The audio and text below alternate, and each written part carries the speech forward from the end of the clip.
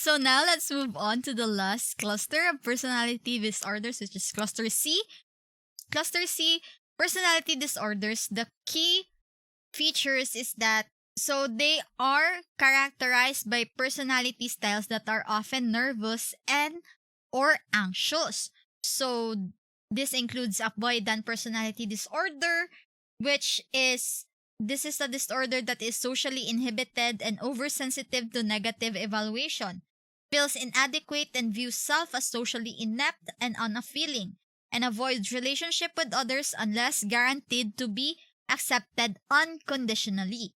Another is a person with dependent personality disorder. They allow others to take over and run their life. They are submissive, clingy, and fear separation, and cannot make decisions without advice and reassurance from others. They lack self-confidence, cannot do things on their own, and feels uncomfortable or helpless when alone.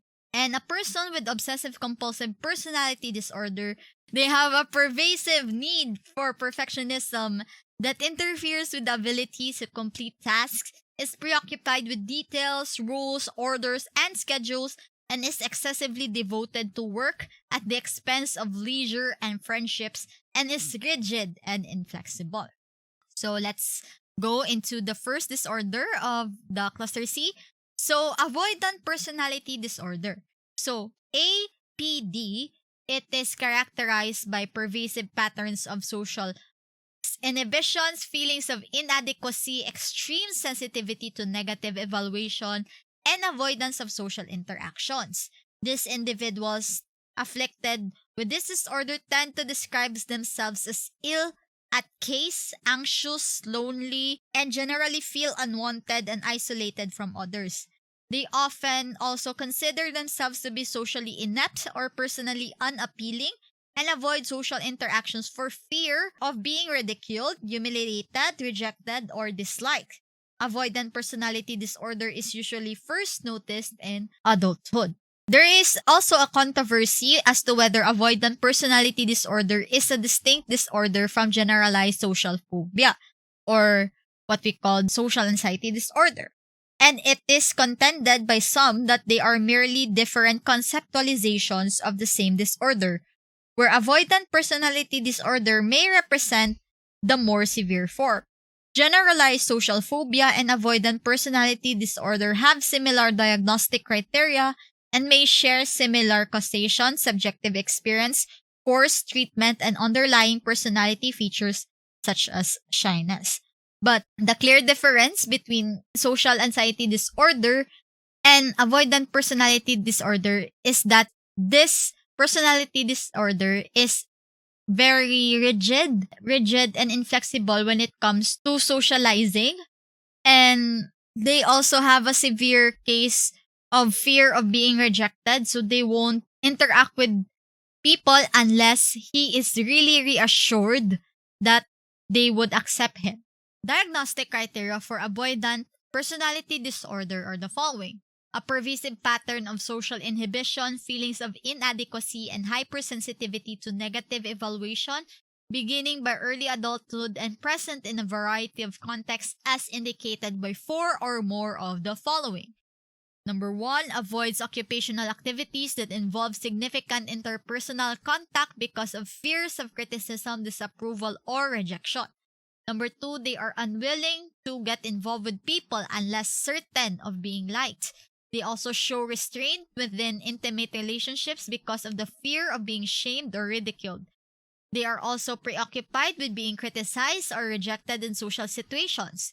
They are also inhibited in new interpersonal situations because of feelings of inadequacy. They also view self as socially inept, personally unappealing, or inferior to others, and is usually reluctant to take personal risk or engage in any new activities because they may prove embarrassing. So another difference between APD versus social anxiety disorder is that in social anxiety disorder, there is a possibility that a person may encounter panic attacks when socializing with other person, but in avoidant, they are really avoiding social interactions. They also have that sense of feelings of inadequacy and, of course, hypersensitivity to negative evaluation. there's a controversy if whether APD is just a severe form of social anxiety disorder, because they have the similar, because they fear social evaluation, but avoidant personality disorder fears rejection, and they really fear, they are also hypersensitive to that criticisms. So they usually don't do social interactions unless they are certain that they are liked. The second of the cluster C is the dependent personality disorder. So in dependent personality disorder, they are characterized by a pervasive psychological dependence on other people. So this personality disorder is long-term or chronic condition which people depend on others to meet their emotional and physical needs. So with only a minority achieving normal levels of independence. So the difference between a dependent personality and a dependent personality disorder is somewhat subjective, which makes diagnosis sensitive to cultural influences such as gender role expectations. So what is the diagnostic criteria for DPD? So a pervasive and excessive need to be taken care of that leads to submissive feelings and clinging behavior and fears of separation beginning by early adulthood and is present in a variety of contexts as indicated by 5 or more of the following. Has difficulty making everyday decisions without excessive amount of advice and reassurance from others. Needs others to assume responsibility for most major areas of his or her life. Has difficulty expressing disagreement with others because of fear of loss of support or approval. So this do not include realistic fears of retribution. So has difficulty initiating projects or doing things on his or her own because of a lack of self-confidence in judgment or abilities rather than lack of motivation or energy, and goes excessive lengths to obtain nurturance and support from others to the point of volunteering to do things that are unpleasant. They also feel uncomfortable or helpless when alone because of exaggerated fears of being unable to take care of himself or herself. And they urgently seek another relationship as source of care and support when a close relationship ends. And lastly, they are unrealistically preoccupied with fears of being left to take care of himself or herself.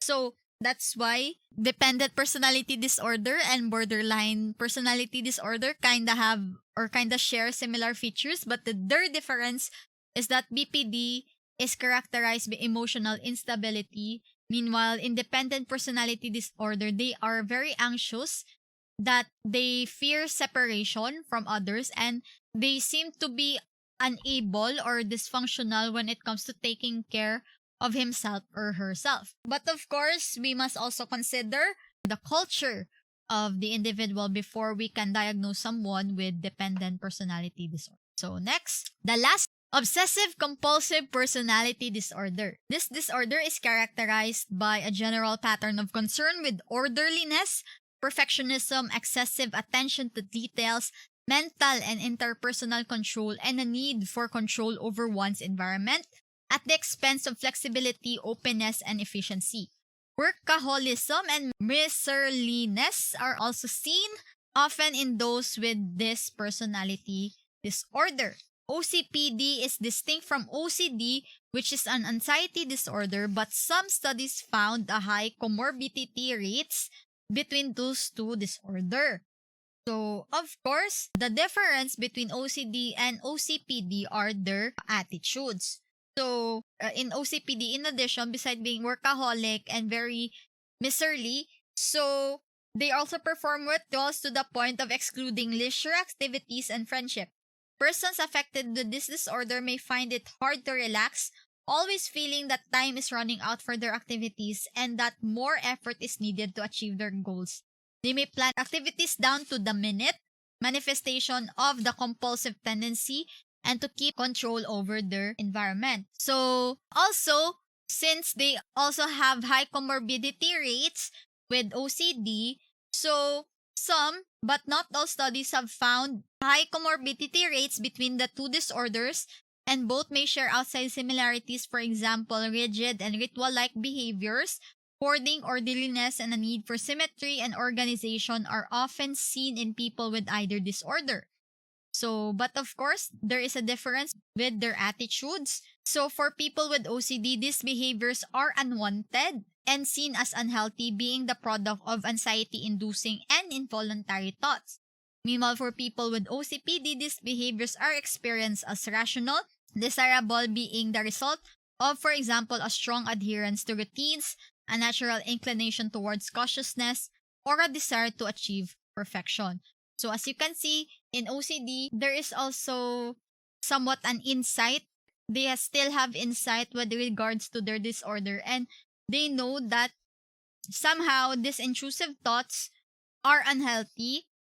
Meanwhile, people with OCPD, since it is egocentric, so it is in line with their own sense of self.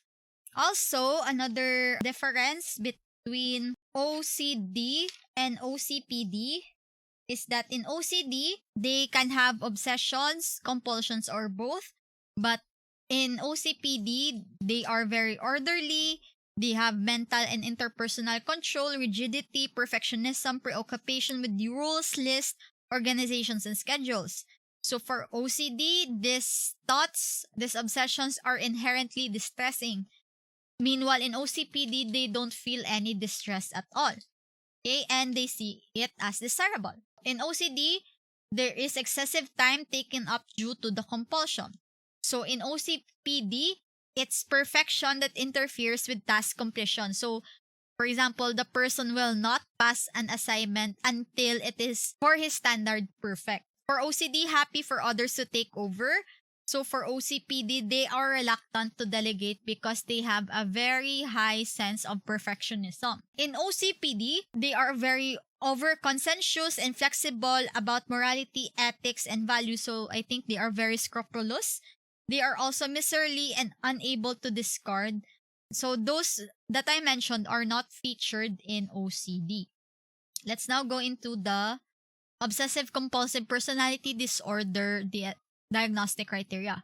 So it is a pervasive pattern of preoccupation with orderliness and perfectionism and mental and interpersonal control at the expense of flexibility, openness, and efficiency, beginning by early adulthood and present in a variety of contexts as indicated by 4 or more of the following. Number 1 is preoccupied with details, rules, lists, or order, organization, or schedules to the extent that the majority point of the activity is lost. Shows perfectionism that interferes with task completion. For example, is unable to complete the project because his or her own overly strict standards are not met. Is excessively devoted to work and productivity to the exclusion of leisure activities, friendship, not accounted for by obvious economic necessity.